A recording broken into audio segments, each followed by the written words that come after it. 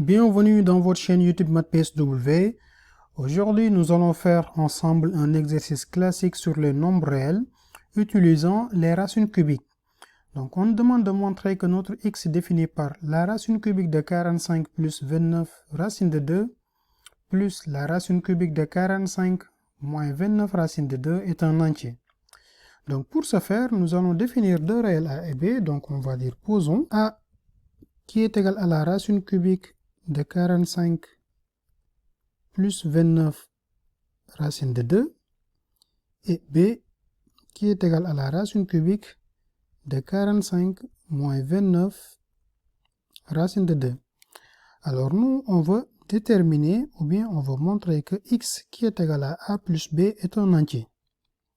Donc ce qu'on peut faire, on sait que a au cube plus b au cube, on sait que c'est égal à 90. Pourquoi? Parce que si on fait a au cube, donc on aura 45 plus 29 racine de 2.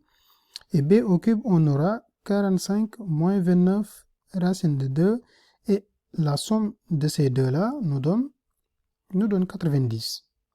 Donc là, c'est une information.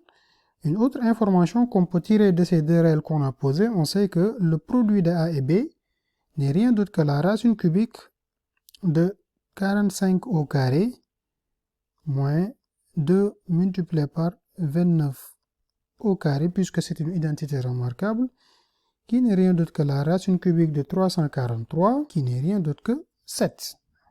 Donc on a deux informations qui nous sont précieuses, et donc on peut dire que 90, qui est égal à a au cube plus b au cube, qui est égal à a plus b en utilisant les identités remarquables, facteur de a au carré moins ab plus b au carré.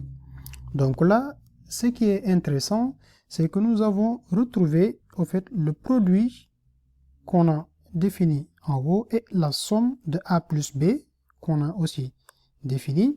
Et donc ici, on aura, en continuant cette factorisation, donc on peut dire que c'est égal à a plus b facteur de a plus b au carré moins 3 fois ab, donc ce qui est à l'intérieur de cette parenthèse.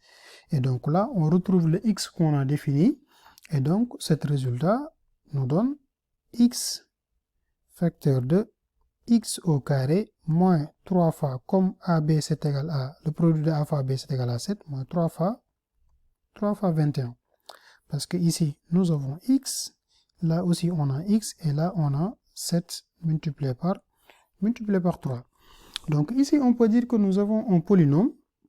Donc on peut se dire qu'on a un polynôme p de n qui est défini par n. Donc facteur de n au carré moins 21. Maintenant, moins 90. Reste maintenant à regarder si ce polynôme a des racines entières. D'accord.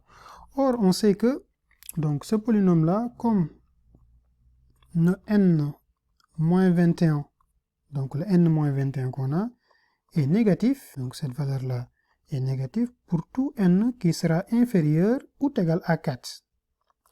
Donc, on va chercher nos racines pour n, pour les n qui seront au moins égales à 5, donc à partir de 5. D'accord. Et donc, dans ce cas, on peut calculer donc p de 5, qui n'est rien d'autre que 5 multiplié par 5 au carré moins 21, moins 90, qui est égal à moins 70. Et donc, le p de 6, donc on peut calculer p de 6 pour voir, donc qui sera égal à 6, moins donc 6 au carré moins 21, donc moins 90, qui est égal à 0. D'accord. Donc, on peut dire que 6 est racine de ce polynôme, et donc p de n, ce n'est rien d'autre que n moins 6, facteur de n au carré, plus 6n plus 15. Donc, on a notre polynôme qui est égal à, qui est factorisable. Or, on sait que pour tout n, cette valeur-là, elle sera différente de 0. Donc, pour que n, le racine de 6 qu'on a. Donc ici, on sait que notre n ou bien le x qu'on cherchait, donc ce n'est rien d'autre que 6 qui est un entier, d'où le résultat qu'on nous a demandé de montrer. Donc c'était tout pour cette vidéo. On reviendra sur d'autres vidéos dans votre chaîne YouTube MathPSW pour traiter d'autres thématiques sur les mathématiques.